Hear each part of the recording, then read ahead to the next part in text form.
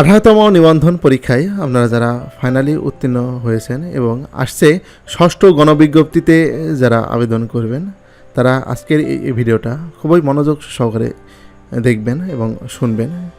যদিও আজকের এই পর্বে আমি কোনো জিনিস প্র্যাকটিক্যালি দেখাবো না বা কোনো কিছু শেখাবো না, কিন্তু একটা গল্প বলবো এবং এই গল্পের মাঝে এমন একটা শিক্ষণীয় ঘটনা রয়েছে এবং এমন একটা বিষয় সম্পর্কে আপনারা জানতে পারবেন বা অবগত হবেন, যেই বিষয়টা জানা না থাকলে এই গল্পের যেই নায়ক এবং তার জীবনে যেই ভোগান্তিটা হয়েছে, সামনে আসছে ষষ্ঠ গণবিজ্ঞপ্তিতে এমন ভোগান্তি যেন না আসে, বা এই গল্পের যে নায়ক সেই নায়ক যেন আপনিও না হয়ে যান।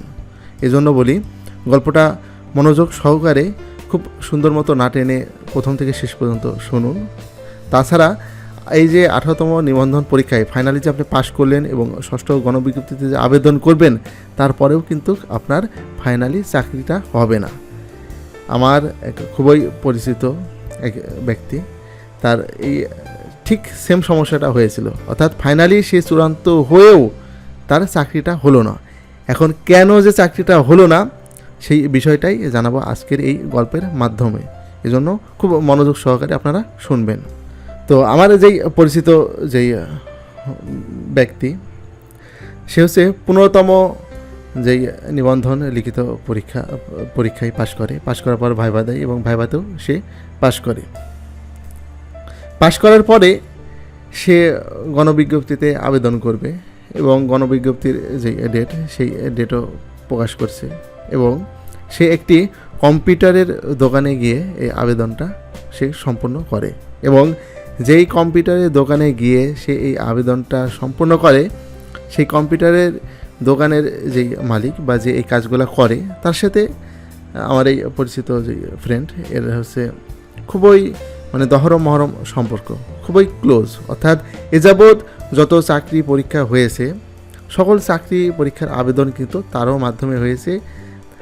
সেই কম্পিউটারে বসেই সে আবেদন করছে এবং সেই চাকরি পরীক্ষার আবেদনের যেই ফি, অর্থাৎ টেলিটক সিমের মাধ্যমে যেই ফিটা পরিশোধ করতে হয়, সে কিন্তু সেই কম্পিউটারের এই দোকান থেকেই তার যে নিজস্ব যেই সিম আছে, অর্থাৎ কম্পিউটারের দোকানদারের যেই সিম রয়েছে, সেই সিম থেকেই সে এই পরীক্ষার ফিটা দিয়ে থাকে।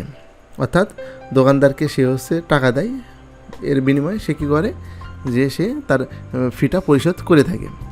তো যেহেতু সে রেগুলার বা প্রত্যহ এভাবে চাকরির আবেদন করে এবং ফি পরিশোধ করে, এবং এভাবে করতে করতে তার সাথে ভালো একটা সম্পর্ক হয়েছে এবং এমন হয় কি যে তার সার্টিফিকেট, কাগজপত্র সব কিছুই তার কাছে জমা রয়েছে একটা ফাইলের মধ্যে, এবং কোনো সার্কুলার হলেই তাকে জাস্ট খালি ফোন করে বললেও কিন্তু অনেক সময় আবেদন করে দিত।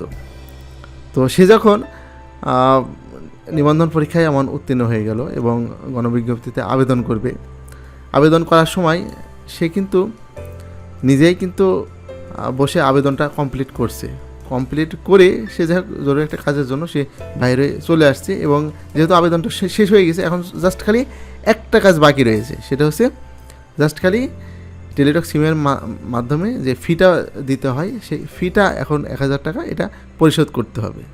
এই ফিটা দিলেই তার টোটাল প্রক্রিয়াটা কমপ্লিট। তো সে কী করছে, তাকে টাকাটা দিয়ে আসছে যে তুমি আমার এই নাম্বারে টাকাটা মেরে দাও।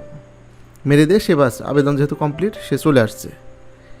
কিন্তু পরবর্তীতে হয়েছে কি, এই যে কম্পিউটারের যে দোকানদার, এই দোকানদার তার পরবর্তীতে যে কাস্টমার চলে আসে, সেই কাস্টমারটা নিয়েই ব্যস্ত থাকার কারণে সে যে টাকা দিয়ে গেছে এবং এই টাকাটা যে সে তার ড্রয়ারে ক্যাশে রেখে দিছে এবং এই যে আবেদনের যে ফিটা যে পরিশোধ করতে হবে, এটা সে ভুলে যায় এবং সেই গণবিজ্ঞপ্তিতে যে আবেদনের যে ফি, সেই ফিটা আর পরিশোধ করা সম্ভব হয় না এবং আবেদনের ডেটটাও কিন্তু পার হয়ে যায়। কিন্তু যে ব্যক্তি কম্পিউটার আলা, সেও এই বিষয়টা ভুলে যায়, তারও মনে নাই, এবং যে অর্থাৎ আমার ফ্রেন্ড, সে যে আবেদন করছে বা তার যে ফিটা পরিশোধ হয়নি, সেও এই বিষয়টা জানে না।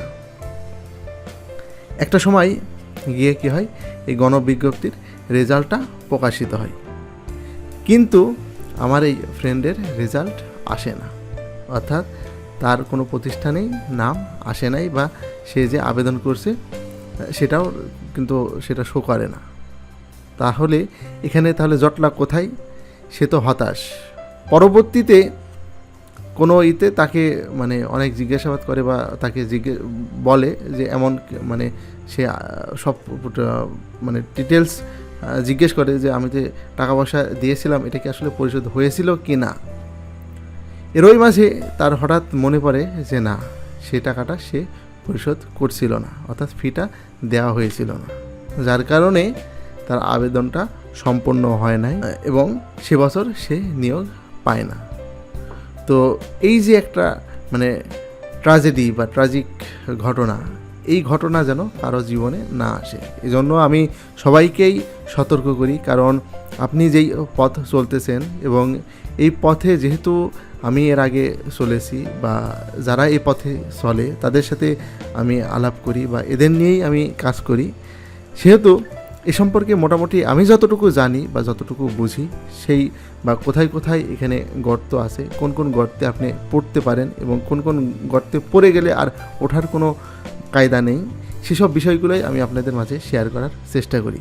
তো আপনারা যারা এই গল্পটা মনোযোগ দিয়ে শুনলেন প্রথম থেকে শেষ পর্যন্ত, আশা করি আপনারা বুঝতে পারছেন যে গণবিজ্ঞপ্তিতে আবেদনের পরেও এই যে ফি পরিশোধের যে বিষয়টা, এটা কতটুকু সেন্সিটিভ বা কতটুকু গুরুত্বপূর্ণ। এখানে যদি কেউ অমনোযোগী হয় বা অন্যের উপর নির্ভরশীল হয়ে থাকে এবং সে যদি ভুলে যায়, ফাইনালি কিন্তু সে আর নিয়োগ পাবে না। এজন্য আপনারা কেউ যদি অন্যের মাধ্যমে এই আবেদনটা করে থাকেন তাহলে আবেদনটা অবশ্যই ভালো করে চেক করে দেখবেন যে এখানে কোনো ভুল হয়েছে কিনা, এবং আবেদন শেষে অন্যের সিম দিয়ে যদি এই ফিটা পরিশোধ করে থাকেন তাহলে অবশ্যই চেক করে নেবেন যে এই ফিটা পরিশোধ হয়েছে। কারণ অনেক ক্যান্ডিডেট রয়েছে যাদের টেলিটক সিম নাই, অন্যের সহায়তার প্রয়োজন হয় এবং সেক্ষেত্রে এই ভুলগুলো কিন্তু হয়ে থাকে। এবং এমন অনেক দুষ্ট প্রকৃতির লোকও থাকে, তারা দেখা যাচ্ছে 1000 টাকার লোকটা সামাল না দিতে পেরে তারা টাকাটা পুরোটা গায়েব করে দিয়ে বলে যে না আমি ফি পরিশোধ করে দিয়েছি। তো এমন ঘটনা যেন আপনাদের জীবনে না আসে। এবং যেহেতু আসছে ষষ্ঠ গণ বিজ্ঞপ্তি এবং এই গর্তে আপনারা পড়তে পারেন, এজন্যই আজকের এই ভিডিওটা করা এবং এই গল্পটা শেয়ার করা। আশা করি এই ভিডিও থেকে বা এই গল্প থেকে আপনারা মানে খুব ভালো একটা বিষয় সম্পর্কে অবগত হলেন, যেই বিষয়টায় আশা করি আপনারা আর এই গর্তে পতিত হবেন না বা পড়বেন না। তো ভিডিওটি যদি ভালো লাগে তাহলে অবশ্যই সবার মাঝে শেয়ার করবেন। আর এনটিআরসি সম্পর্কিত নিত্য নতুন আপডেট তথ্য পেতে চ্যানেলটি অবশ্যই সাবস্ক্রাইব করে বেল বাটনটি চেপে রাখবেন। কারণ যেহেতু এই চ্যানেলটা যারা ইংলিশ লিটারেচারের স্টুডেন্ট রয়েছে এদের নিবন্ধন কোর্স করায় থাকে এবং এনটিআরসি সম্পর্কিত আপডেট তথ্য এই চ্যানেলের মাধ্যমে প্রকাশ করা হয়। তো আপনারা যারা ইংলিশ লিটারেচারের স্টুডেন্ট আছেন বা ইংলিশের স্টুডেন্ট আছে, যারা এনটিআরসিতে অ্যাসিস্ট্যান্ট টিচার ইংলিশ এবং লেকচারার ইংলিশ এই পদের জন্য আবেদন করবেন বা এমন প্রিপারেশন রয়েছে বা শিক্ষক হওয়ার যাদের স্বপ্ন রয়েছে, তারা আমার যেই পরিচালিত কোর্স সেই কোর্সে ভর্তি হয়ে আপনার প্রিপারেশনকে মজবুত করে নিতে পারেন এবং এই কোর্সে ভর্তি হলে আপনি 100% পরীক্ষাতে টিকবেন, এটুকু নিশ্চিত। তো এই ছিল আজকের ভিডিও। সবাই ভালো থাকবেন, আমার জন্য দোয়া করবেন। আল্লাহ হাফেজ।